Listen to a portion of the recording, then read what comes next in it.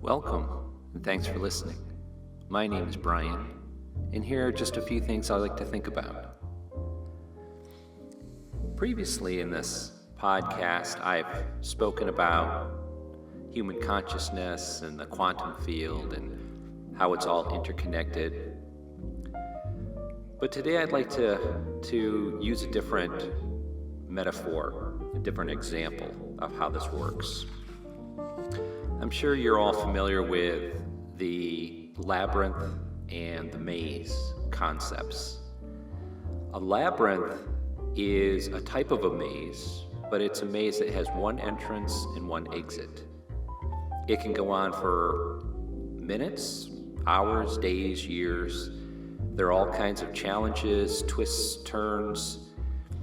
When you're entering a labyrinth, it's more about your psychological challenges, more so than it is about any physical challenges that are actually built into the labyrinth. Because the labyrinth is a pretty standard begin-end concept. There are no pitfalls, there are no dead ends.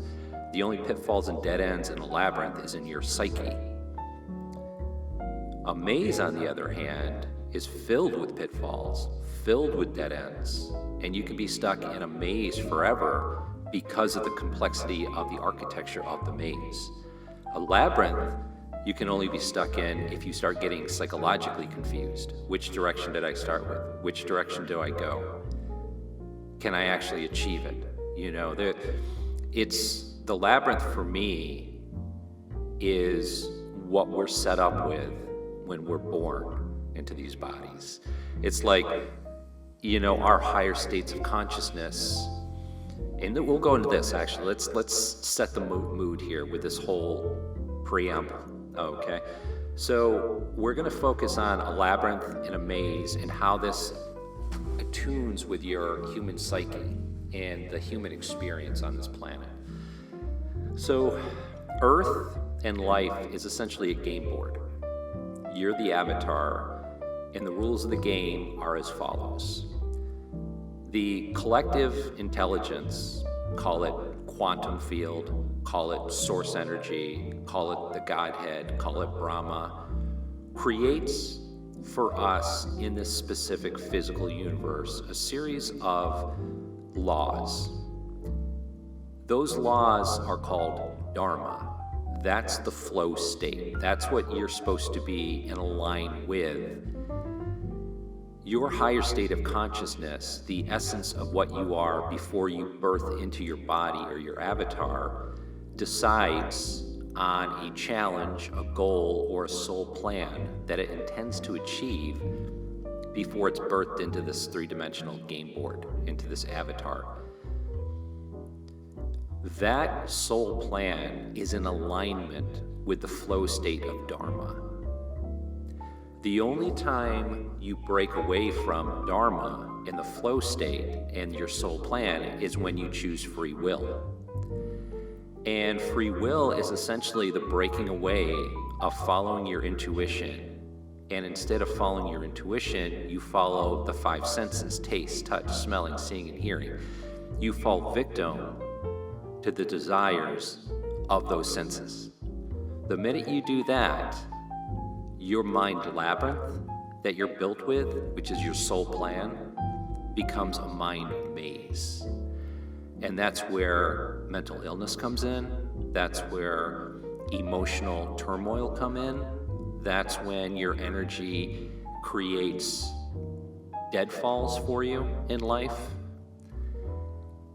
And so, again, a labyrinth is where you start at the beginning. There's one entrance.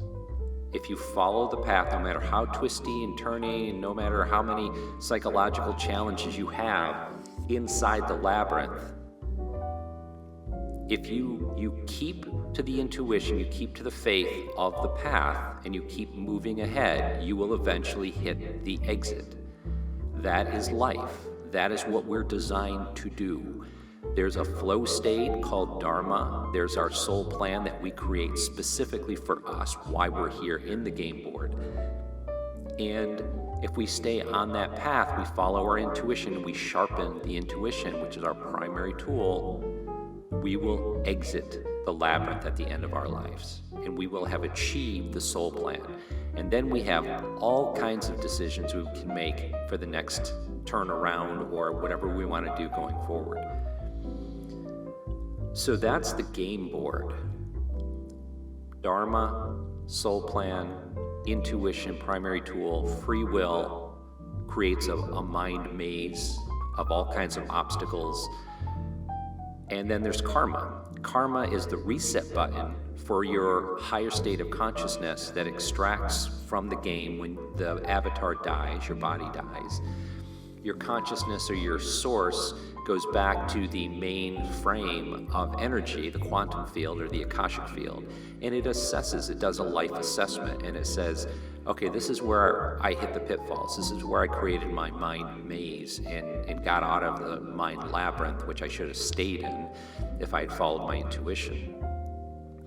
And then they pick another set of parents that they think statistically will allow them to achieve the soul plan that they set for themselves.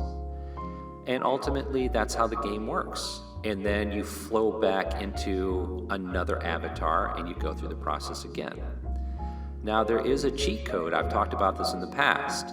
You've got the conscious mind, because as far as the game board is concerned, everything we just talked about is the macroverse. That's the game board. And the microverse is your individual avatar and the rules of your avatar. So you have a goal you set for yourself called the soul plan. There are all kinds of obstacles that are created for you even before you're old enough to register what's happening.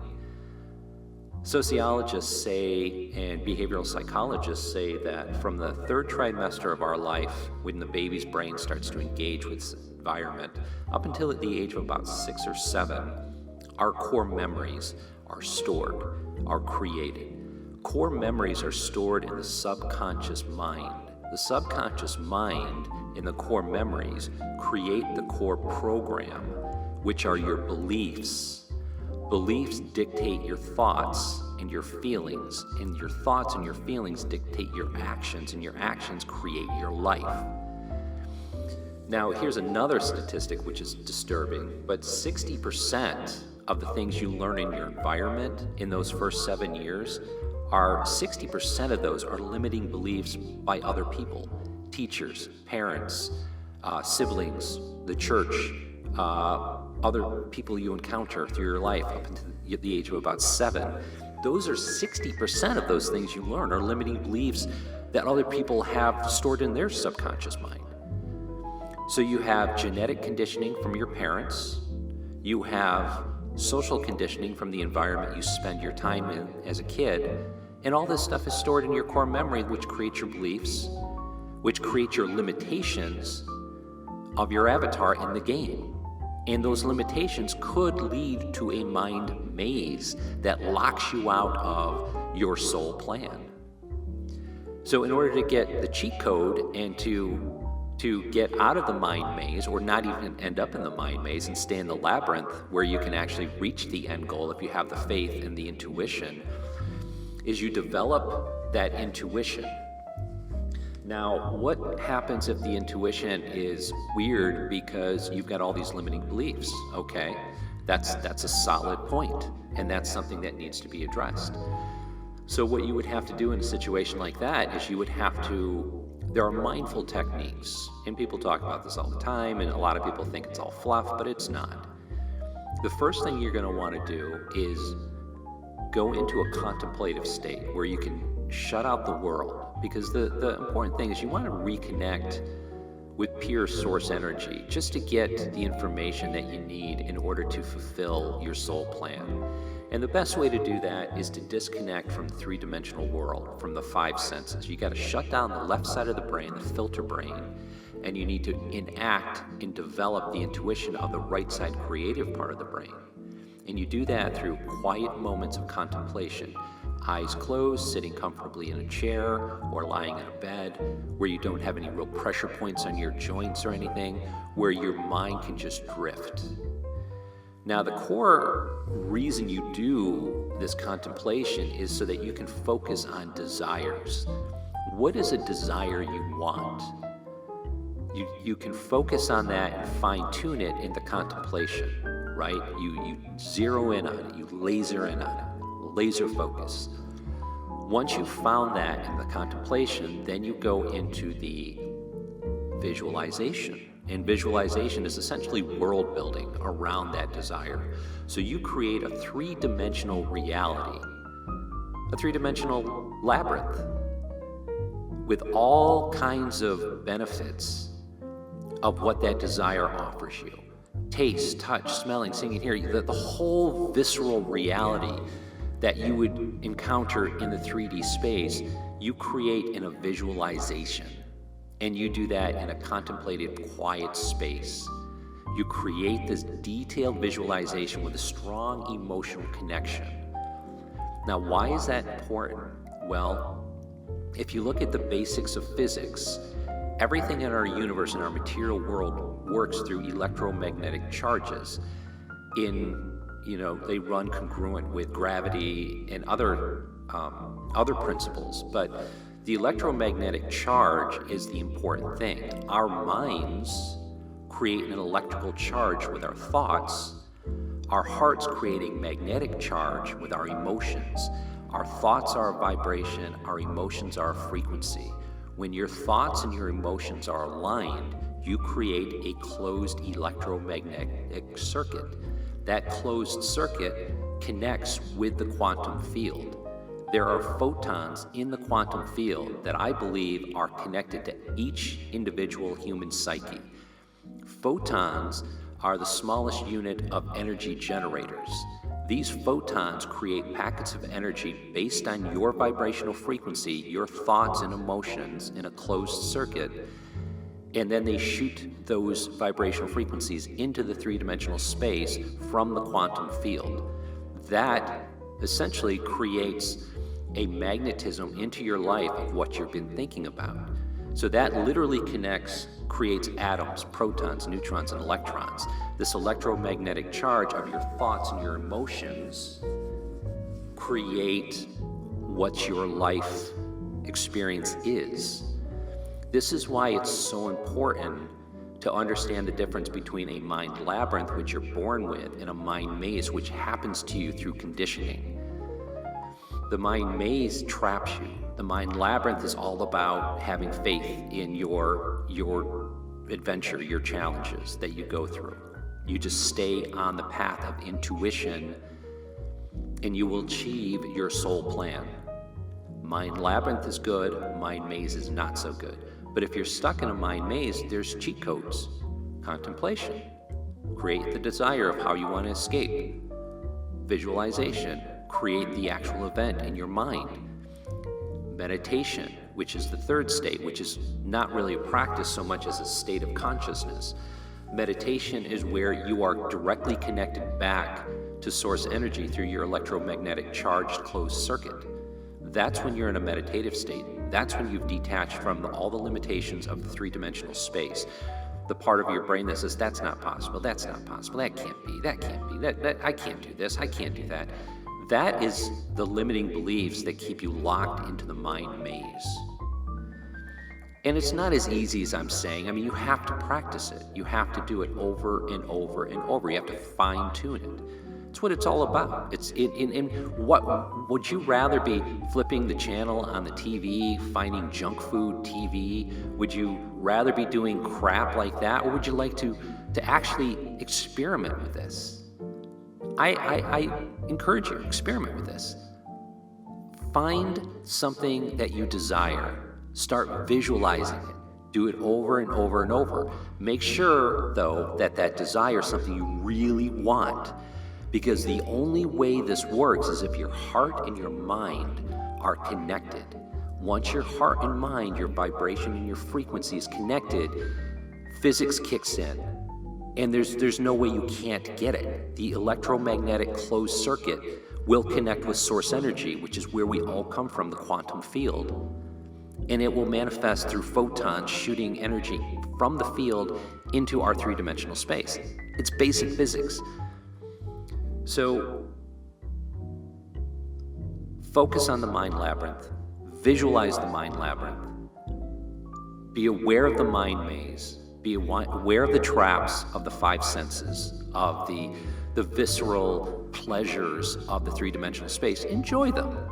But remember, use them in order to stay on task with the intuition. Don't fall into free will and get trapped into that mind maze, that psychological maze, that emotional maze that perpetually causes you to take medications, to be depressed, to be anxiety-ridden. There's nothing in this world that should cause fear. And people look at me and they're like, you're fucking nuts, you're absolutely crazy. There's all kinds of things in this world. But you know what? Here's the truth. The truth is you magnetize into your life what you think about. If you're thinking hostility, you're thinking about politics, you're thinking about wars, you're going to attract that into your sphere of understanding. And this is not about putting your head in the sand. It's not about that. It's about realigning your vibrational frequency to a higher state of consciousness, a state of consciousness of compassion, understanding, inclusiveness. Love is the highest state of consciousness. Tune your frequency to that state of consciousness, and you will experience a wonderful life, and you will achieve your soul plan. You will get to the end of that labyrinth. You will exit that labyrinth. You'll say, that was a hell of a journey. I'm sweating my butt off, but I made it because I followed my intuition. I disciplined myself. God, it feels awesome. And, these are just some of the things I think about.